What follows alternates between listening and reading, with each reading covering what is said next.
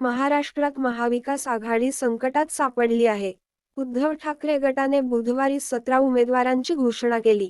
त्यापैकी 3 जागांवर काँग्रेसचे दावेदार तिकिटाच्या प्रतीक्षेत होते. या घोषणेने शरद पवार नाराज आहेत. मीडिया रिपोर्ट्सनुसार त्यांनी म्हटले आहे की आमचे मित्र पक्ष युती धर्माचे पालन करत नाहीत. इकडे तिकीट जाहीर झाल्यानंतर काँग्रेसचे ज्येष्ठ नेते संजय निरुपमही नाराज असून ते उत्तर पश्चिम मुंबईतून लोकसभा लढवण्याच्या तयारीत होते. खुद्द राहुल गांधी यांनी त्यांना तिकिटाचे आश्वासन दिले होते.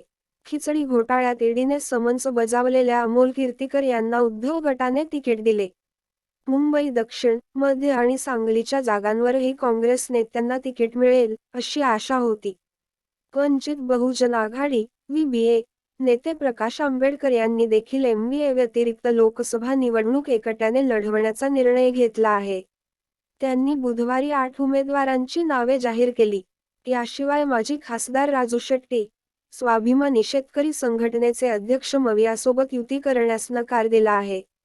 हातकणंगलेची जागा शेट्टींना देण्याचा प्रस्ताव मवियाने ठेवला होता.